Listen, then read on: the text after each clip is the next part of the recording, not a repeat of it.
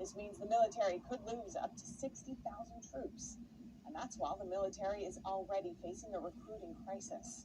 As of July 1st, 13% of the Army National Guard and 12% of the Army Reserve is unvaccinated.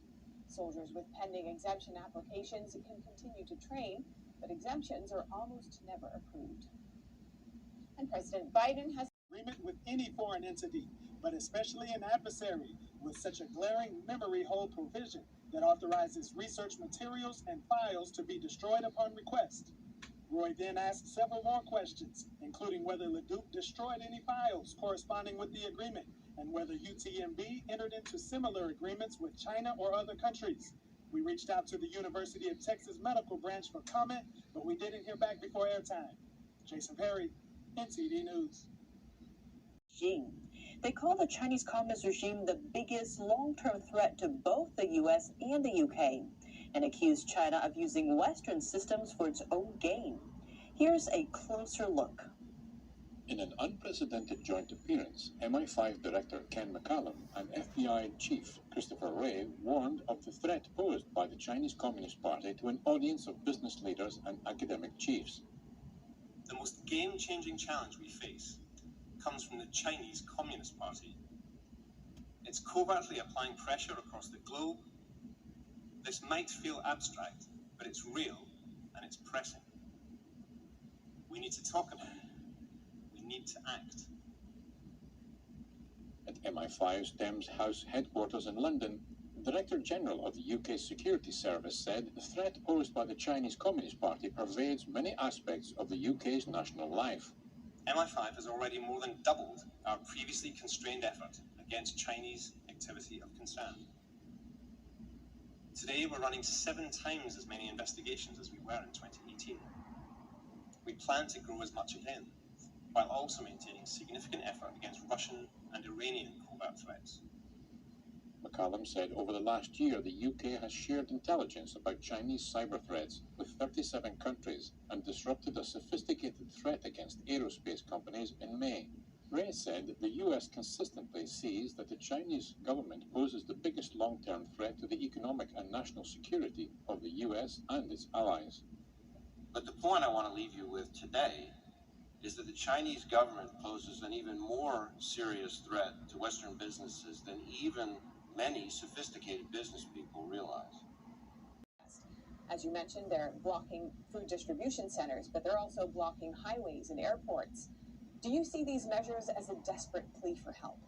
Absolutely, yes. We've had farmers that have sadly already committed suicide because of these restrictions and these regulations, because this nitrogen law is really the straw that breaks the camel's back. But they've been released just for peacefully protesting. He was actually driving away from the protest.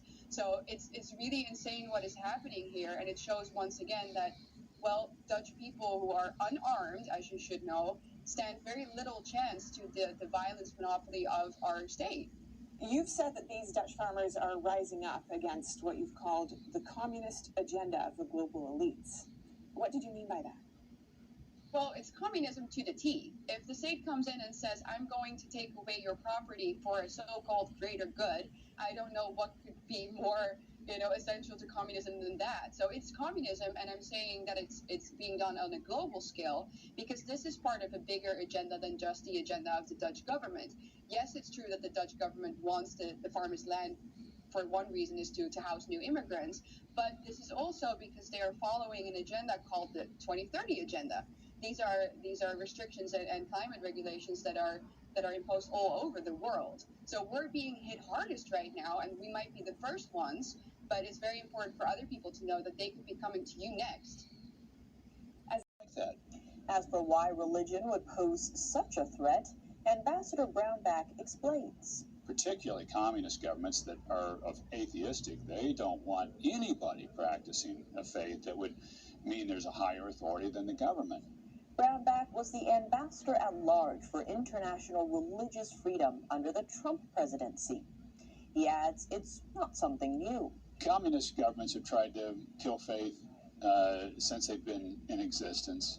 Soviets tried to do it. They were officially atheistic.